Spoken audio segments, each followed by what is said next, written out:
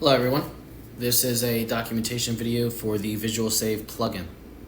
Now this documentation video will cover two things: what is the plugin and actually how to use it. For my example project, I am using an example project that is found underneath of the Epic Games Launcher samples section. It's a villager game that I decided to adapt this plugin to. So let's actually show how the plugin works. Now when you use the plugin, first of all, you'll get an automatic file generation or folder generation of steganographic images.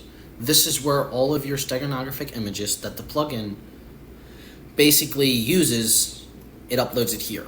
So you can see I have one image. So first of all, let's just hit the play button to show my current progress.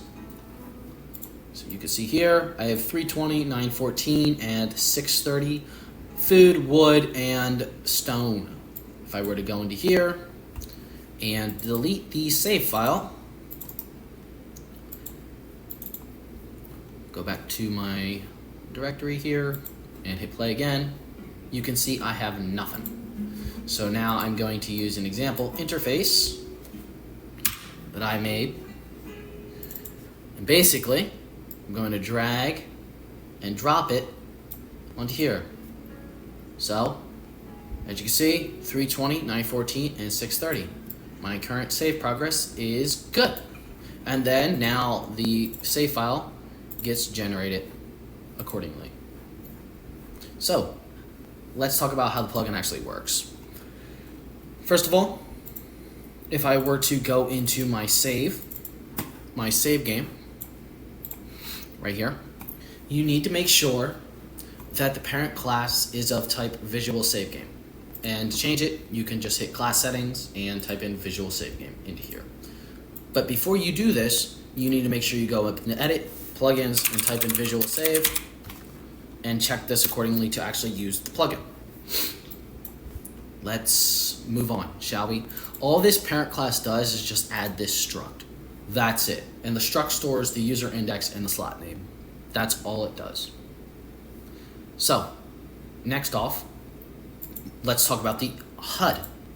Now, the HUD is not included with the plugin, but let's type in HUD real quick.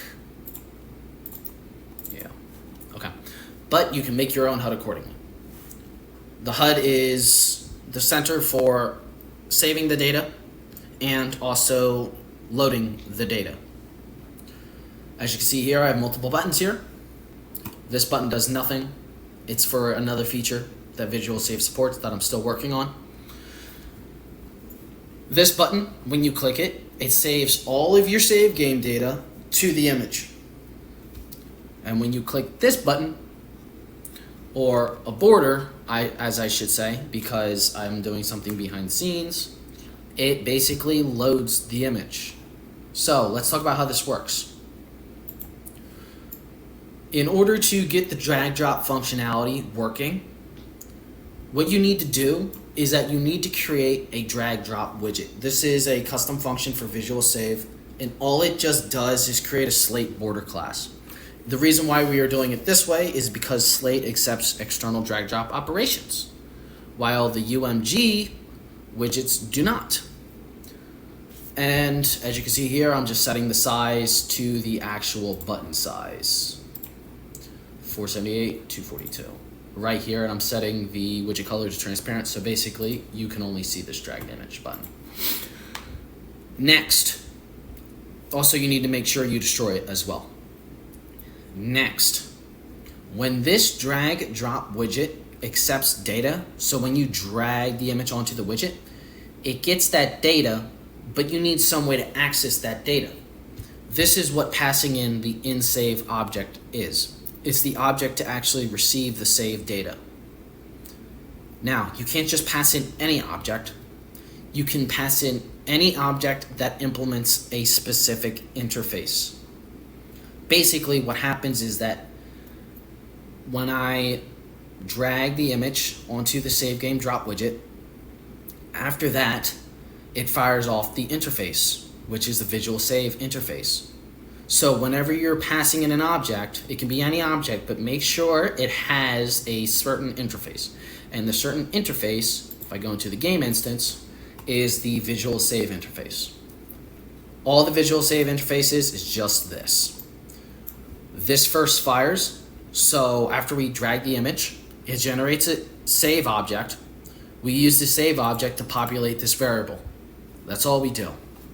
Then after that, this function, this interface fires. We use it to open up the level. Simple as that. Okay? So now we talked about the interface and creating the actual widget. Let's talk about saving. When I press a button, I use the custom visual save function, save game to image. I get the game instance, I get wherever my save game is, and then I pass that into the save object that I want to basically get the data into encode the image. I get the actual image, which I will be talking about in a few seconds. I pass it into here, and I choose not to use this struct. You can pass in the slot name and the user index if you want to. So, now with that being said, let's actually talk about the image. So if I were to go back into the game instance, as you can see here, I have a variable called save image. This is just a texture 2D. As you can see, if I were to hit this image, this is the image that all of the data gets encoded to. So you can upload this image from anywhere, but it needs to follow some rules. It needs to make sure it has no bitmaps, and it needs to be of compression setting user interface 2D, RGBA. And it needs to be a PNG image that you upload, because I use all 4 channels, the RGBA channels. That is the specification for the image. After that, you're basically golden. So let's just walk through it one more time. You can create a custom HUD. When you're creating the HUD, you need to make sure you create the drag dot widget and you need to destroy it. In order to get the save game data and to work with it, you need to implement an interface onto an object of your choice. I use the game instance because all I just do is cast it. Go into class settings and type in visual save interface. You get these 2 functions. Set the save game and on save image dropped. Whenever we drop an image, this function will fire, interface will fire, and then accompanied by that, this interface will fire. Whatever happens here, this is like a notification of saying, hey look, I dropped the image, you can open up the level now. That's all.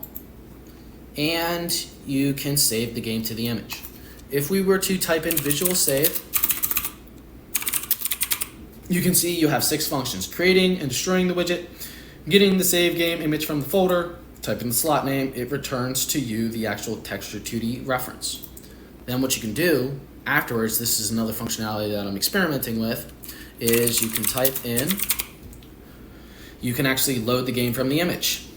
So basically you just hook this up, it gets all of the data, so you actually don't have to do drag drop. You can actually just press a button and it gets the save, and then afterwards you just basically set the save game and it fires accordingly. So that is it in a nutshell. So visual save, there are 6 functions that you can experiment with. Everything basically is explained. If there was some confusion, feel free to reach out into the comment section and I will get back to you as soon as I can. Have a good one.